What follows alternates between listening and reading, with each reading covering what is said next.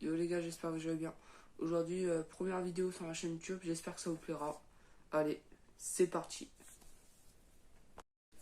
Comme vous avez vu dans le titre, on va débriefer les transferts, comme même s'il a été gratuit, transfert gratuit. Hernandez. Malgré ses très nombreuses blessures, je pense qu'il peut quand même faire du bien au PSG, même avec son côté marseillais. Mais bon, ça on va essayer d'oublier. C'est un très grand joueur. Je pense qu'il peut faire du bien pour l'air Qatari. Moi, personnellement, je mets un bon 8 sur 10. Parce que quand il n'est pas blessé, c'est une pépite. Après, ce qui est bien, c'est qu'il peut jouer latéral gauche. Nuno Mendes est blessé, il prend sa place. Et puisqu'il y a Kimpembe, Marquinhos, Danilo, Skriniar, on a 4 défenseurs. Avec Lucas Hernandez, ça fait 5. Et si il se blesse Nuno Mendes, on a un très bon de rechange. Et on a Bernat encore si les deux se blessent. C'est vraiment pas mal. Moi, je mets un 8 sur 10. Pour le jeune Turc, Güler. Il est très très fort. Après, je pense que ça va être dur pour lui pour cette première saison, parce qu'il y a déjà Modric, Toni Kroos, et puis Bellingham, Tchouaméni, Kamavinga. Ça va être dur. Mais je pense que pas cette saison, mais celle d'après, si Kroos et Modric se barrent, il reste Bellingham, Tchouaméni, Kamavinga. Je pense qu'il peut en prendre une place. Parce qu'ils vont mettre Kamavinga, je pense, à MDC, et Bellingham, Güler. Ça peut être pas mal. Après, faut voir s'il flop up. Mais moi, je mets un bon 7 sur 10 parce que, en plus, il est pas mauvais. Il est pas mauvais. Après, je le vois pas finir comme le futur Messi non plus. Mais je trouve que c'est un très bon joueur. Après, dommage pour les Barcelonais. Mais bon, moi, je suis pour le Real, honnêtement, alors ça fait plaisir. Nantes, je mets un 9 sur 10.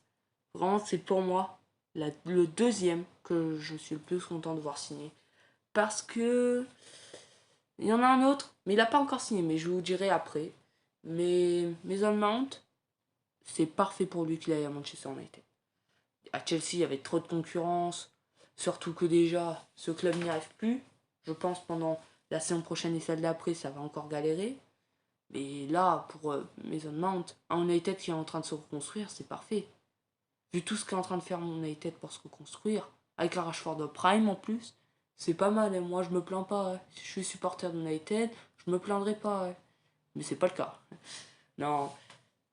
Après, Mason Mount, sauf s'il joue en remplaçant, ce serait mal. Mais il y a Bruno Fernandes quand même. Après, sauf s'ils mettent 2 MOC, c'est vrai que ça ferait bizarre. Mais c'est possible.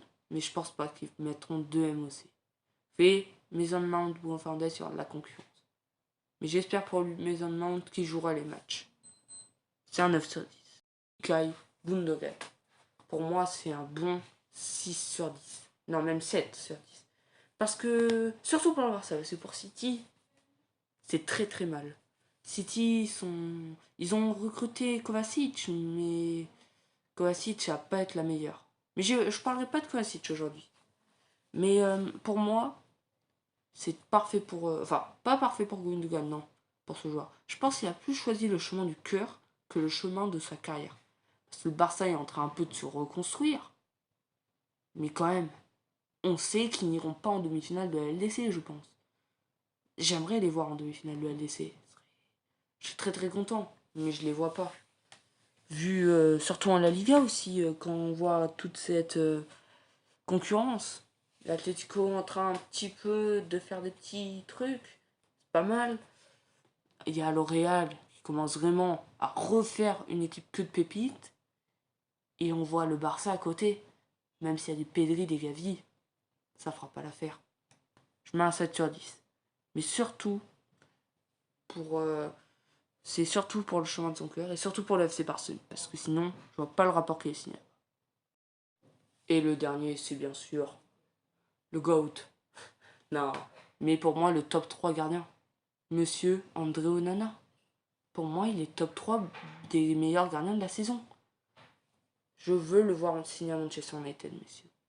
Dames. Parce que André Onana, il est très très fort.